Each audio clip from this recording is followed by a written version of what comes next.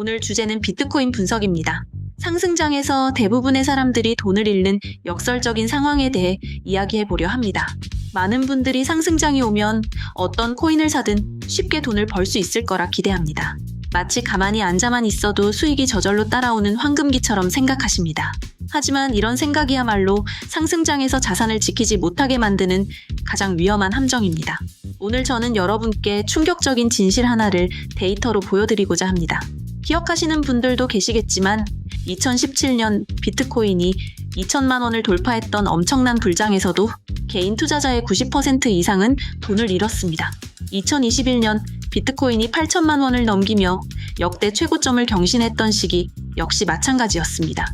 대부분의 시장 참여자들은 오히려 자산이 줄어드는 경험을 했습니다. 분명히 상승장이었는데 왜 이런 결과가 나타나는 걸까요?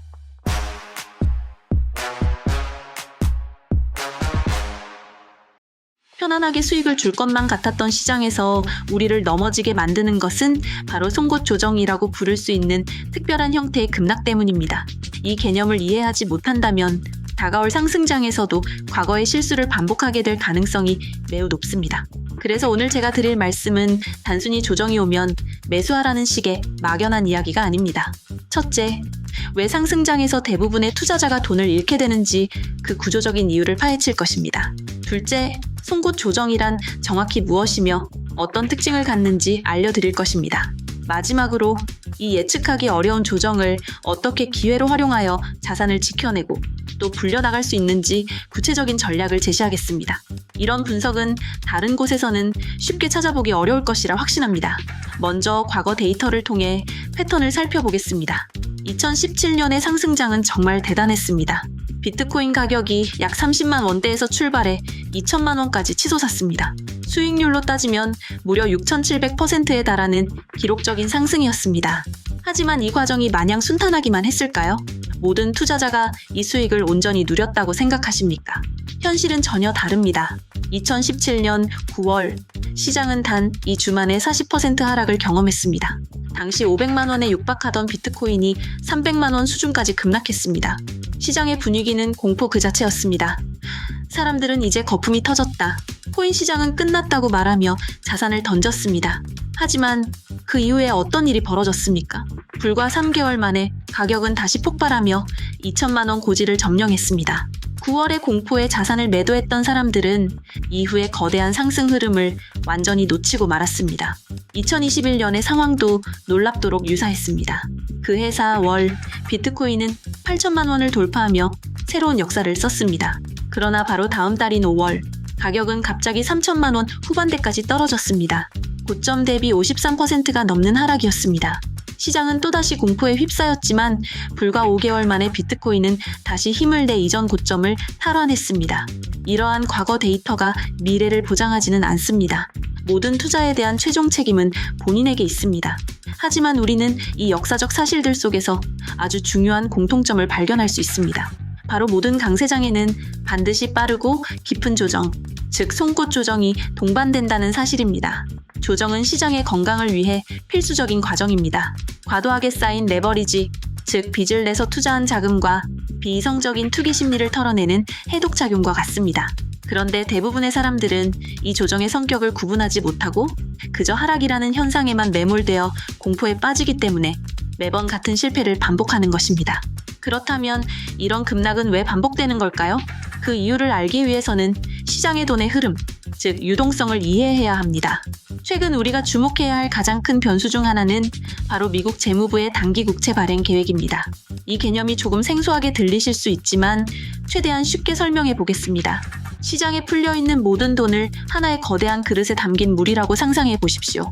이 물이 많아지면, 즉 유동성이 풍부해지면 비트코인을 포함한 모든 자산의 가격은 자연스럽게 올라갑니다.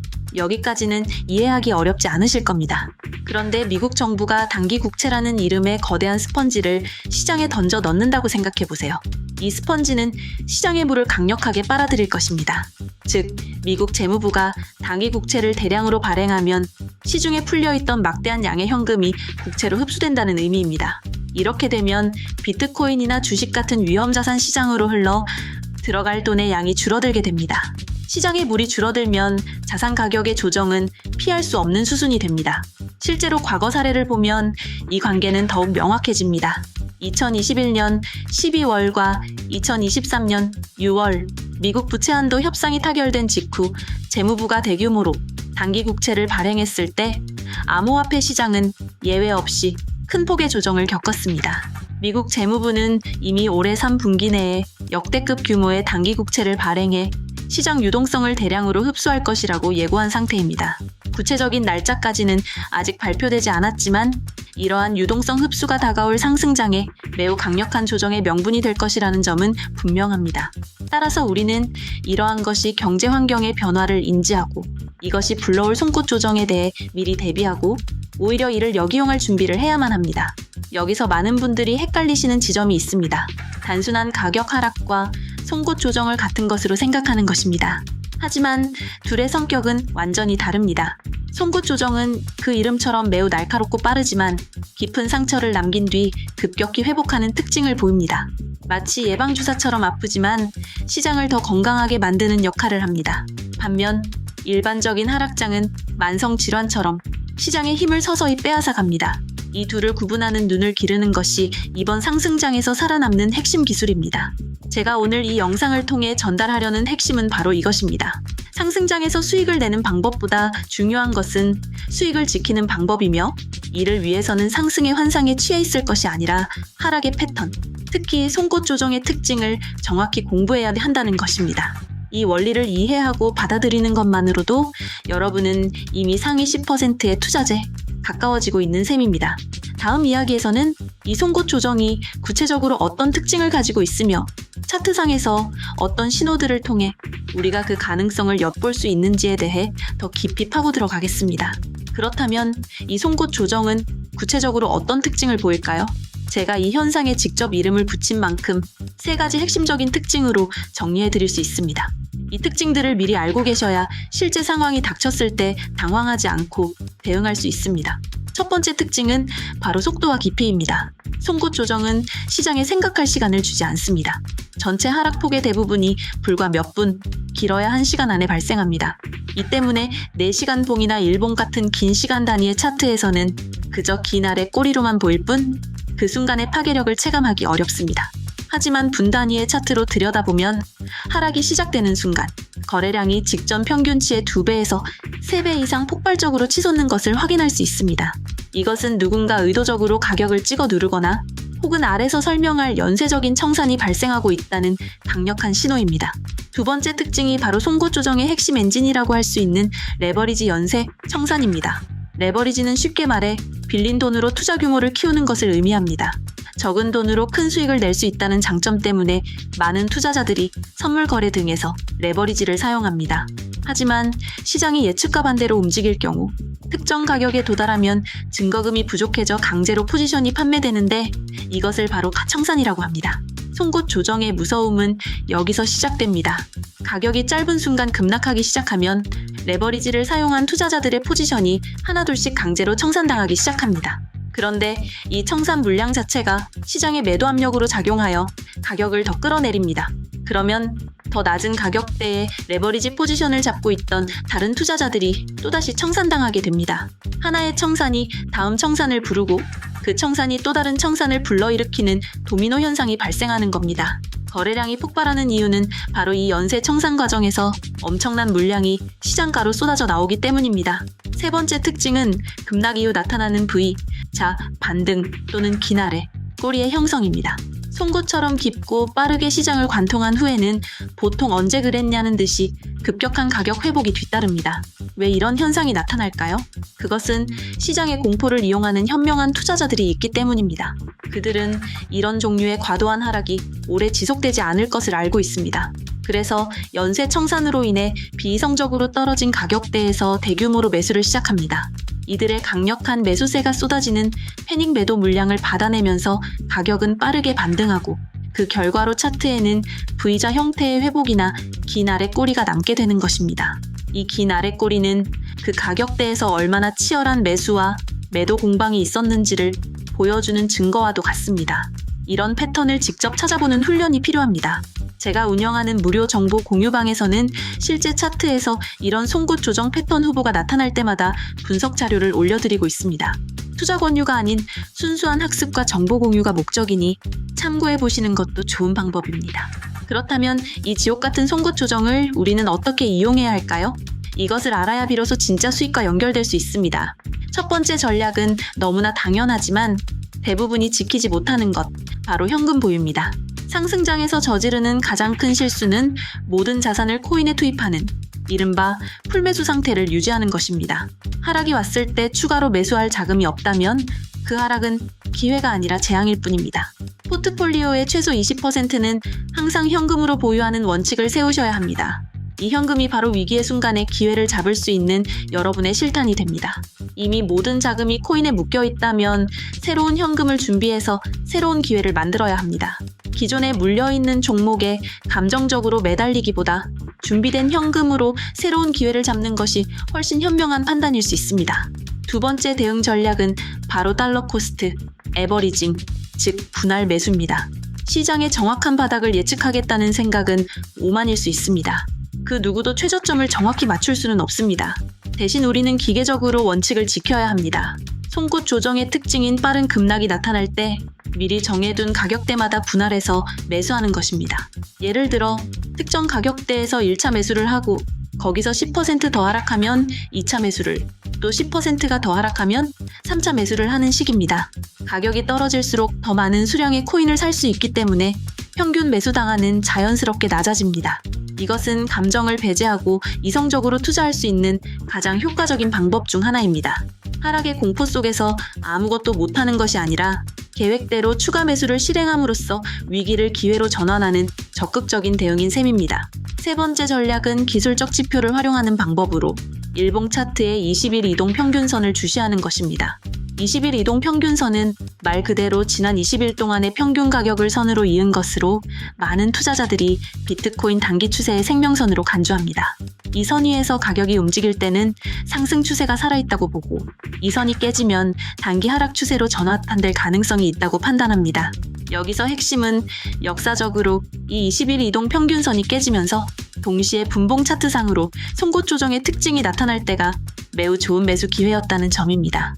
차트에서 초록색 선이 20일 이평선이라고 가정했을 때 가격이 이 선을 하향 이탈하고 짧은 시간 동안 급락하며 거래량이 터진 후 강하게 말아 올리는 그림이 나온다면 그것이 바로 우리가 기다리던 매수 구간일 수 있습니다.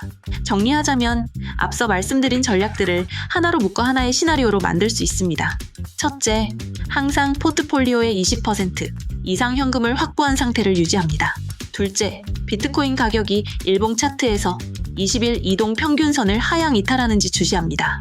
셋째, 이평선 이탈과 함께 분봉 차트에서 짧고 강한 급락과 거래량 폭증이라는 송곳 조정의 특징들이 나타나면 미리 계획해둔 대로 분할 매수를 실행하는 것입니다. 말로는 간단해 보이지만 실제 급락의 공포 속에서 계획대로 행동하는 것은 엄청난 용기와 훈련이 필요합니다. 그렇기 때문에 미리 공부하고 그 패턴을 눈에 익혀두는 과정이 반드시 선행되어야 합니다. 물론 이 지표 하나만으로 모든 것을 판단해서는 안 됩니다. 모든 투자 판단과 그에 따른 최종 책임은 투자자 본인에게 있다는 점을 항상 명심하셔야 합니다. 여기서 많은 분들이 가질 수 있는 마지막 질문이 있을 겁니다. 만약 그것이 반등을 위한 송곳 조정이 아니라 기나긴 하락장의 시작이라면 어떻게 구분하느냐는 문제입니다. 이 둘을 혼동하면 정말 큰 손실로 이어질 수 있습니다. 송곳 조정이 병든 부위를 빠르고 정확하게 도려내는 수술용 메스라면 하락장으로의 전환은 서서히 몸을 쇠약하게 만드는 만성 질환과 같습니다. 이 둘을 완벽하게 구별하는 절대적인 방법은 없지만 몇 가지 의미 있는 신호들을 통해 대응할 수 있습니다. 첫 번째 차이점은 거래량입니다.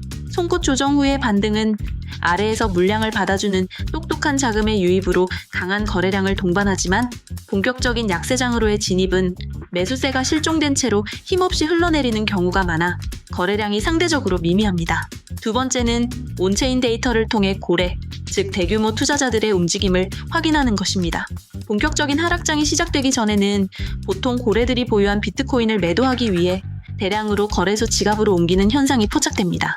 거래소로의 비트코인 순유입량이 눈에 띄게 증가하고 다른 온체인 지표들이 과열 신호를 보낸다면 이는 매우 위험한 신호로 받아들여야 합니다. 마지막으로 진짜 약세장으로의 전환은 반드시 것이 경제적인 명분을 동반합니다. 과거의 사례처럼 강력한 규제 발표나 예상치 못한 금리 인상 같은 시장 전반을 얼어붙게 할 만한 큰 사건이 터지는 경우가 대부분입니다. 이러한 약세장 전환 신호들은 매일같이 시장을 분석하고 추적해야만 포착할 수 있습니다. 그래서 제 채널을 구독하고 꾸준히 시청하시는 것이 여러분의 자산을 지키는 중요한 습관이 될 수 있습니다. 시장의 중요한 변곡점이 포착될 때마다 가장 먼저 분석 영상을 통해 알려드리겠습니다. 오늘 내용의 핵심은 이것입니다. 상승장에서도 대부분의 투자자는 송곳 조정 때문에 손실을 본다는 사실, 그리고 우리는 돈을 벌 생각보다 돈을 잃지 않을 생각을 먼저 해야 한다는 것입니다. 이를 위해 상승의 형태가 아닌 조정의 형태를 먼저 배워야 했습니다. 송곳 조정은 짧고 강력한 급락 후에 반등하는 패턴을 보이며 현금 비중 유지, 분할 매수, 그리고 20일 이동, 평균선 활용이 핵심적인 대응 전략이라고 소개해드렸습니다. 상승장에서 진짜 승자는 끝까지 버티는 사람이 아니라 시장의 파도를 현명하게 활용하는 사람입니다.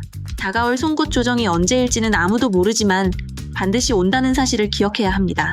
그때 여러분이 다수의 패배자가 될지 소수의 승리자가 될지는 오늘부터의 준비에 달려 있습니다.